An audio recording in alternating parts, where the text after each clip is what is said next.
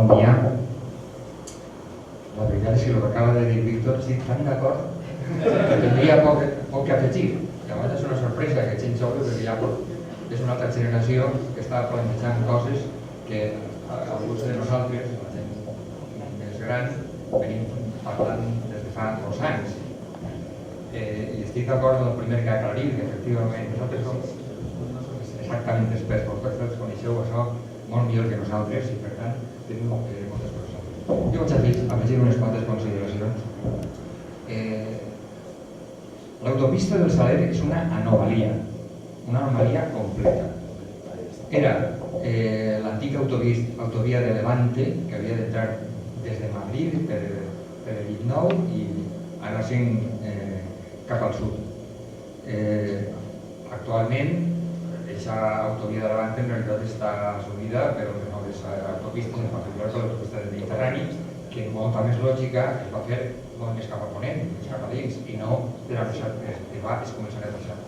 Per què es va començar a deixar de Xina?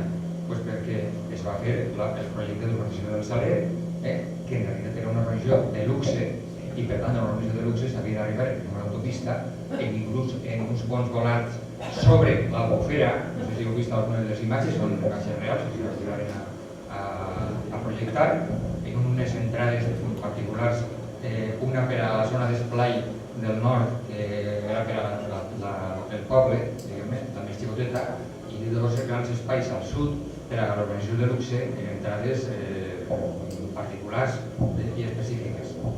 Evidentment, per tant, l'autopista, el tram d'autopista que tenim així, ni per funció ni per destinació té res a veure amb com es va projectar. Actualment estem en unes altres coordinades i en una altra cultura,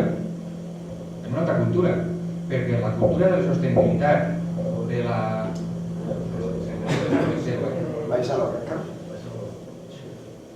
La cultura de la sostenibilitat, l'aparició de les preocupacions ecològiques, el descobriment que el planeta està en greus perills, són coses que vingueren després d'aquests moments, reconsideraren moltes qüestions i efectivament aquesta autopista avui no podem considerar-la més que una errada completa. I el problema és que està ahí, que té uns usuaris. La lògica demana que aquesta autopista es desmantele, simplement. Què vol dir això? Aquesta autopista té dues plataformes, una en un sentit i una altra en un altre. Un dels dos sentits s'obre per a diguem-ne, assumir el trànsit de vehicles. Què es pot fer? Desmantelar-la des del punt de vista d'enderrocar-la seria una cosa molt costosa, però si en realitat apliquem criteris de defensa del parc natural, pareix lògic que si arriba un dia, més pront o més tard, que inclús es desfassa. Però pot ser, actualment, és una cosa molt costosa i podríem reconvertir-la i donar-li altres alternatives.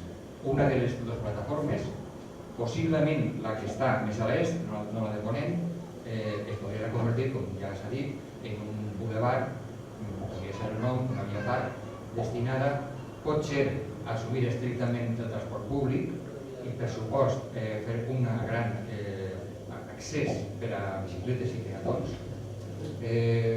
Pot sonar un poc estrany, inclús estrambòtic, parlar que els peatons ocupen una autopista, però us he de dir que en aquests moments, en les escoles d'urbanisme, s'està parlant d'autopistes per a peatons, precisament en contraposició a aquestes autopistes de més i més carrils que han anat absorbint el trànsit i perforant-lo i creant greus problemes paisatgístics i mediambientals, com és el cas de la que estem parlant.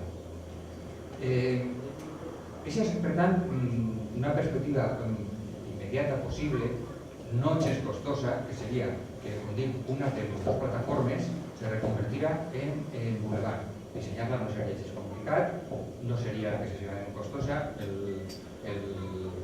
La xifra que s'ha donat de 300.000 euros per fer una rotonda és molt eloqüent de què estem parlant comparativament. Si no recordem mal, m'estàveu dient que fer un pas peatonal subterrani, el projecte, no l'execució, va fer l'execució. No, l'execució també era era la solució. Impossible. Això parlaven ells. Sí, ara no diem, simplement impossible. Parlar per parlar. Eren mecànics, no donaven més. Podria ser que tampoc n'hi ha per a més. En realitat, accessos al port del Saler. Els accessos, nosaltres ja heu dissenyat una lògica tan elemental que no són res discutibles, efectivament. Això hauria de ser una via de trànsit calmat, vol dir unes velocitats sensiblement inferiors, però no solament en aquest tram urbà, sinó en el conjunt de la carretera, pràcticament des de l'eixida de València. Podria ser, com a mínim, després de passar el Llindó de Túria, però tenim present que els usuaris majoritaris de la ciutat, el lògic és que aquesta via de trànsit calmat vingueren des de la pròpia ciutat i és una qüestió d'educar, senyalitzar una cosa que el conductor pot anar modificant el seu punt de vista per mitjà de senyalitzacions, però també per mesures que aquests dies s'han barallat de la premsa, com és la reducció de les amplàries per a que el propi conductor sàpiga que no pot eixir dels carrils perquè pot generar problemes, la creació, l'ampliació del carril bici de lo que és la carretera d'ací fins al Perellament, i una sèrie de qüestions de pur disseny elemental, fàcil de fer, de pocs diners i que són perfectament assequibles. Vosaltres ho heu dissenyat, com dic, perfectament com una mesura de curt termini. Jo estic d'acord amb el que us ha dit Víctor, heu sigut tímids i hem de pensar en aquesta perspectiva. Ja sé que és difícil, però heu treballat el tema des d'ací. Plantegem-lo des de la ciutat de València, deixem a veure el conjunt de la ciutat, a veure si... Estan fins a los han deixat. Però en aquest moment en València hi ha molta gent que ens ajudaria. Nosaltres estem, no perquè visques així, ni jo tampoc, i estem d'acord amb el vostre plantejament, inclús hem anat des de fa temps, estem plantejant les alternatives. Accés a l'accés al port, és-lo fem per analitzar una idea, per una banda, els peatons vol dir, possiblement, heu fet un dibuix molt eloqüent, en aquesta part de Segre, que pot tindre 5 metres o en pot tindre 50 o 100, no passa res, per Segre pot ser dins la dimensió de llargada que es vulgui, es poden col·locar els semàfors, aquesta passarel·la no té sentit, inclús una solució subterrània és una solució completament equivocada, per una banda per el cost, per una altra banda perquè la gent deixa d'utilitzar-lo, perquè no transita sense seguretat, se genera una certa mort d'aquest tipus de túnels. En la ciutat de València n'hi ha alguns, per exemple, la Gran Via de Germanies, no s'utilitzen perquè la gent no es transita, crec que seria el mateix cas. Heu de poder passar a peu pla. Això implica les solucions que heu dibuixat i el trànsit al port, en definitiva, és eixe o és en barca.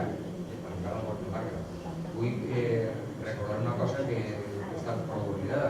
A principis del segle XX hi hagué una iniciativa de generar un canal de navegació des del port del Saler fins a Russafa.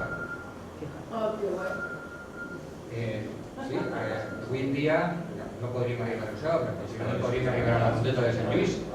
Penseu en l'atractiu turístic ciutadà que tindria arribar a aquestes condicions. Seria una obra pública. Una obra pública, posats a fer-ne perquè no ne fem coses que puguen tindre rellat i una perspectiva sostenible i no el que està fent, com dic, el cas del turista. Crec que aquestes són servir les maneres que s'haurien per arribar a aquest port, o bé peatonalment a peu tranquil·lament, com vosaltres heu dissenyat, però en una perspectiva major pensant en el manteniment de l'autopista, o en barca, que seria molt amable i tindria... No m'ho vaig estendre més, crec que és millor que d'aquí.